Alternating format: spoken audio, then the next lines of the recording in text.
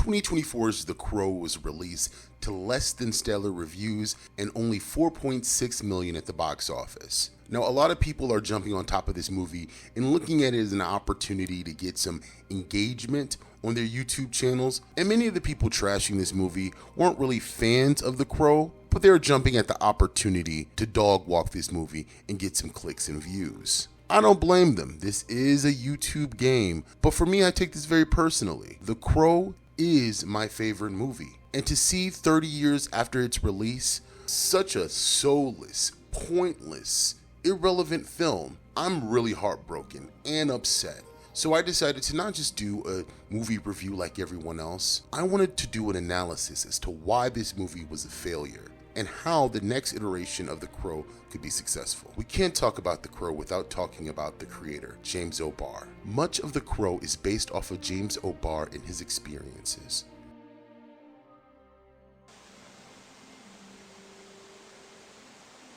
I started drawing as soon as I could hold a pencil, or crayons more accurately.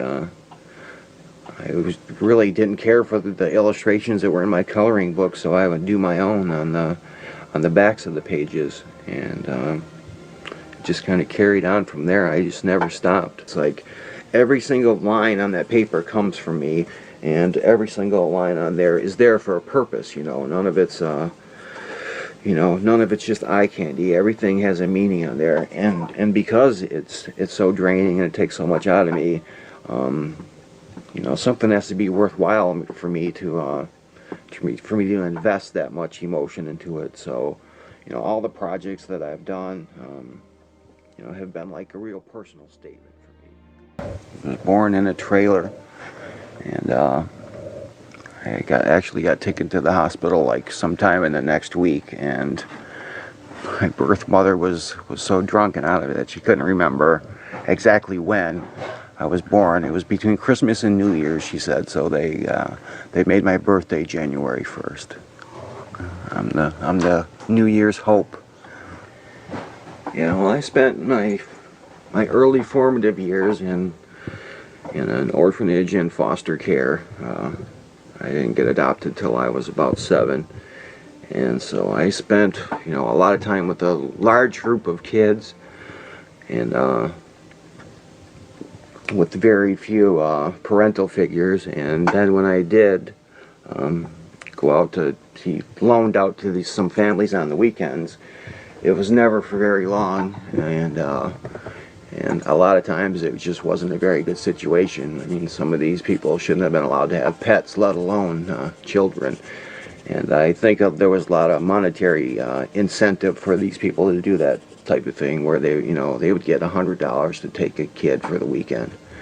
So when I was younger, I found it was best to just be quiet. Don't draw attention to yourself. Just kind of go over into the corner and entertain yourself for a while, and try not to bring anything bad down on yourself. And in fact, I'm sure some of these families that I went with thought I was retarded or something, because I never said a word, and I didn't interact with anybody. I just kind of stayed to myself. So as a result of that, I didn't have very good communication skills as I grew up, and as a result of that, I learned to express myself on paper, and which has worked to my benefit since then. Until I was like 16, I kind of felt like my life was this endurance test that I had to get through. It was like, well, what more could be thrown at me? I kind of felt like God had his elbow on my neck my whole life. It was like I just had to get to the end of it. I had to get to the end of the race, and then, then good things would happen. And when I was 16, I met this girl, and she was like an angel to me. I mean, she was just, absolutely everything I had ever wanted. And I thought, I did it. I got to the end of the race. I got, for not caving in, for not surrendering, for, fighting through that 16 years of difficulty. I finally got to the end, and I've got the prize.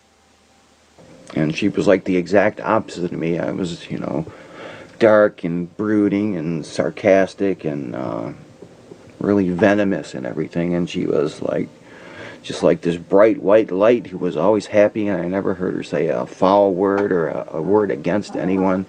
You know, if I would like verbally attack someone, she would point out their good points, and so it was like we, I don't know, it was like positive and negative. We just kind of fit together perfect, and it was just like a perfect balance. And you know, and everything that I had found, you know, wanting in human nature, she, you know, she would point out the positive aspects of it. So I don't know, I was really enamored of her, and I just, you know, it was like meeting someone, and I just could not find any fault with her at all, and I don't know, she was just like a shining light in my life. And we were together for like every day for probably 3 years, and we were engaged, and we were supposed to be married after we graduated, and she was killed by a drunk driver, and I was like pretty much just destroyed. You know, everything that I had worked for, had been working up to, was wrapped around this person, and suddenly she was gone for no good reason. I mean, you know, it's not like she had an illness or it was something that was anticipated. Just like one day out of the blue, you know, somebody decided to get drunk and drive down a side street at 70 miles an hour, and suddenly she was just gone.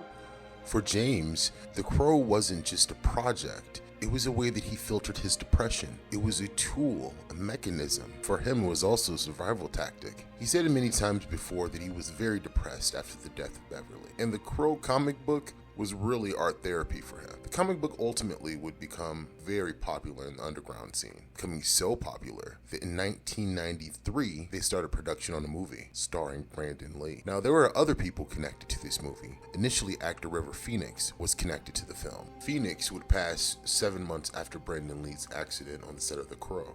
It seems like there was a dark specter of death surrounding the filming of The Crow, and there was multiple opportunities for the producers to finally pull the plug and call the movie dead on arrival. Ultimately, Paramount would sell the rights to the film to Miramax, and it would see its release in 1994.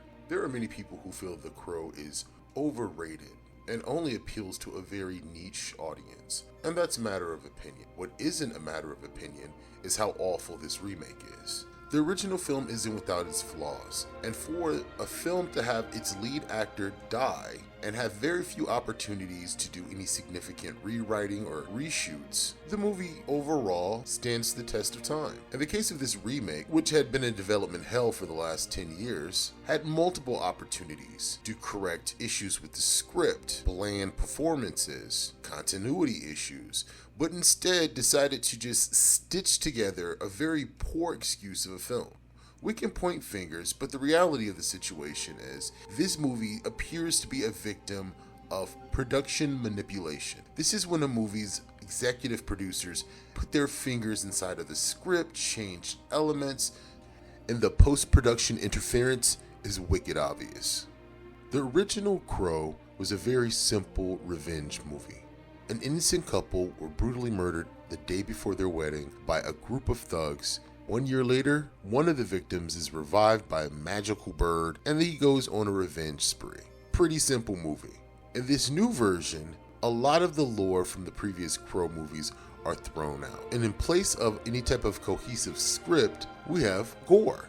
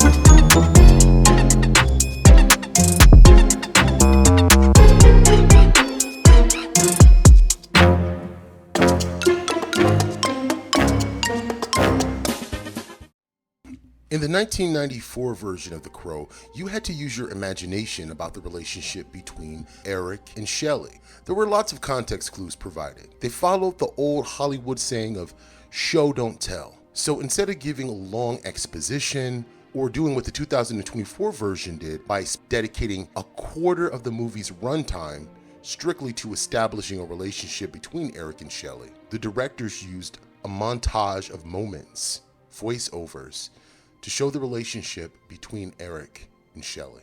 And from those context clues, we learned a few things. Number one, Eric and Shelley had been together for a while. They were going to be married the day after their murder, which would have been Halloween, by the way. To want to get married on Halloween shows that they have a similar humor or, creepiness. Eric and Shelley spent a lot of time with each other, but they also spent time with Sarah, a young street urchin with nowhere to go. If you pay attention to some of the voiceovers during the montage, you can hear Shelley talk about having a boy or having a girl, which implies that she was looking forward to becoming a mom. So when Eric and Shelley are both murdered, it seems more tragic.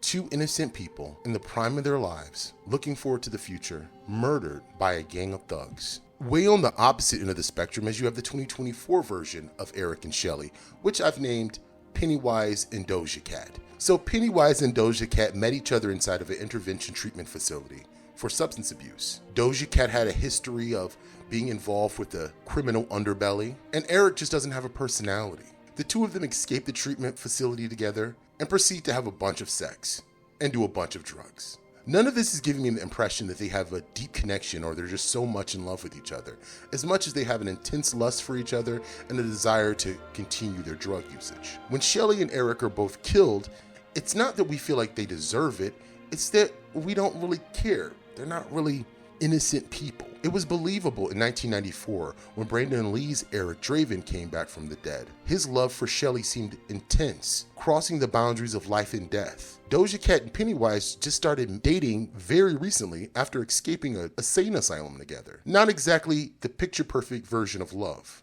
If Eric's resurrection is based off of his intense love for Shelley, then nothing in the 2024 film shows that Eric truly loved Shelley or anyone for that matter, because Bill Skarsgård's performance was so dry and so disconnected.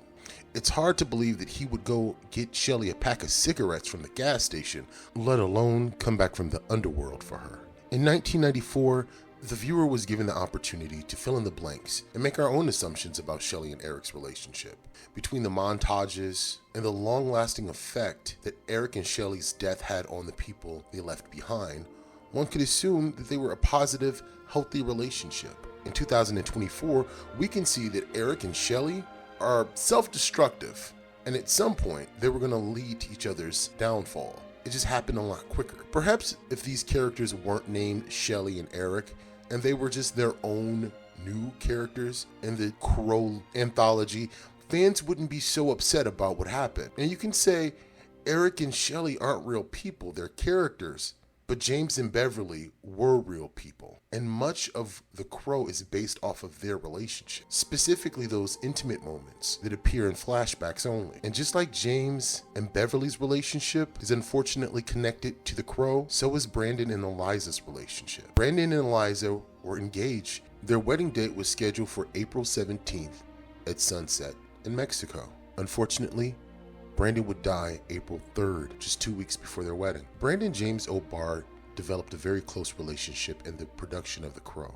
And after Brandon died, James blamed himself for a very long time. He even wished he never created the idea of The Crow. So fans who are familiar with the story behind the story are a little bit more offended when they see this iteration of Eric and Shelley. They're broken, they're shallow, they're vapid, and they seem to be more engaged in some twisted lust as opposed to any type of deep, meaningful love. It just goes to show you the people behind this movie had no clue why the first one was successful, and the production of this film feels more like a future tax write-off than anything else. If I say The Crow, what does that mean to you? Well, I hear they're making another Crow, which is James O'Barr, who is the creator of it. I'm so happy for him. Yeah. And I know it's a business, and I wish them well. But as far as I'm concerned, Brandon Lee was a Crow. And Yes, he was, yeah. He was such a great guy. It was I met Brandon maybe about 8 years before we did the movie. I was doing a series up in Vancouver with Miguel Ferrar. They were good friends, and Brandon had flown over from China, where he had been working, and just kind of hung out for about 5 or 6 days, and I got to know him pretty well. So when The Crow came up, he wanted me to be a part of this film.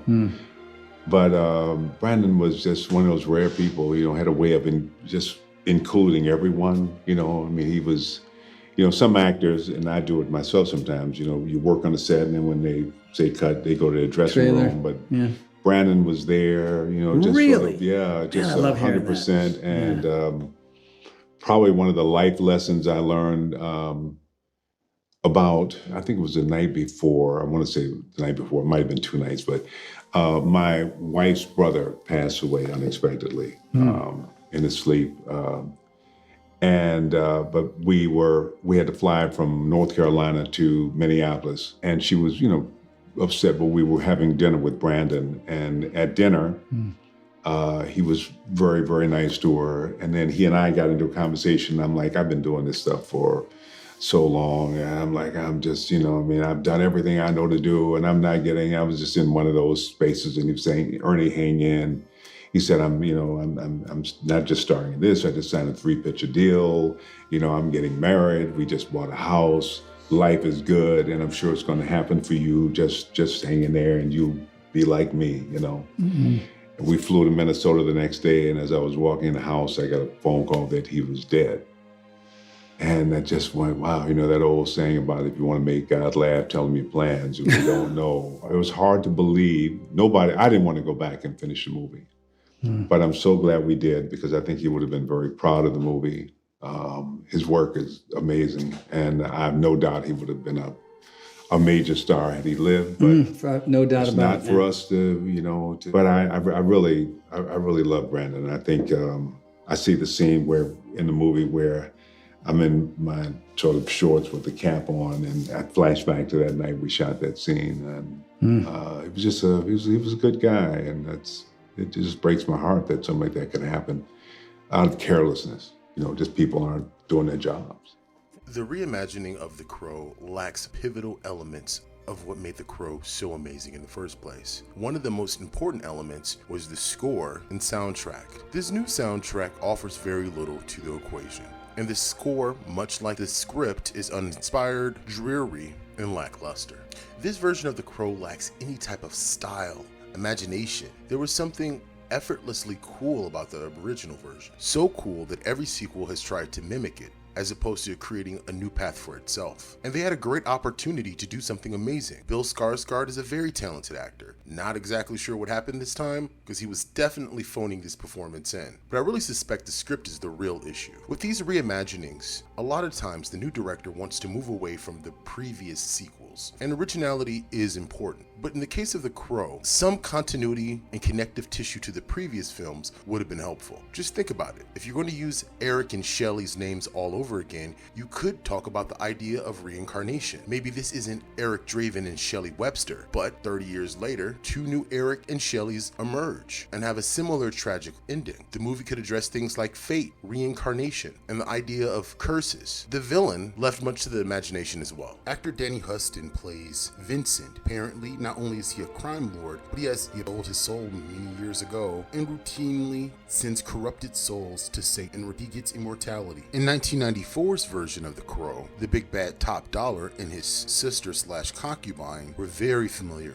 with the mythology surrounding The Crow. More importantly, they were familiar with how to destroy the Crow. In the very unfortunate sequel, 1996's The Crow City of Angels, the villain managed to strip the Crow of his powers, bestowing them upon himself. And in the god-awful third sequel, magic and mysticism is all through that movie. So having a big bad with superpowers isn't really new territory for the Crow. The problem is Vincent is just boring. What would have been more interesting is having someone who may have been a corrupted Crow, somebody who was brought back for revenge and justice but was unsuccessful or decided to stay on the mortal coil so they can be powerful and immortal, and after decades and decades of living have mastered their powers as the Crow. This would give Eric a formidable foe that forces him to look within and see if he has a similar level of corruption. He's being brought back from the dead to kill people. Is this an act of God? Is this an act of the devil? This is ground that has never been covered in The Crow and would have been far more interesting to see than what we got. The real tragedy is that we're probably not going to see another version of The Crow for over a decade, assuming it's ever seen again. While working on this video, I thought to myself, there's so much death and sadness surrounding this movie. Maybe it shouldn't be seen again. Maybe the masterpiece that was created back in 1993 should be all there is to it. Maybe the film is cursed. Or maybe we just need some competent people involved in any kind of reboot or reimagining in the future. I believe The Crow would do better in the form of a short series. Now, back in the 90s, there was a very short-lived series called Crow Stairway to Heaven, and the writing with that show was hit or miss. But I think a Netflix-styled 5 to 7 episode series could be a better vehicle than your typical 90-minute film. With a miniseries, you can flesh out the characters, maybe get a backstory on Eric, learn a little bit more about some of the villains, but still be short enough to have an effective arc. It's easy to point at The Crow and call it a flop, because it is. But this unfortunate reimagining did trigger people to watch the original. Some people are watching the original for the first time, and if there was one positive thing that emerged from this completely misguided attempt to reimagine a classic, is that people who weren't around for the original are now exposed to the amazing performance by Brandon Lee, and maybe some of the more curious people may even look at James O'Barr's comic book. But this version is probably one of the worst sequels to ever come from the Crow franchise.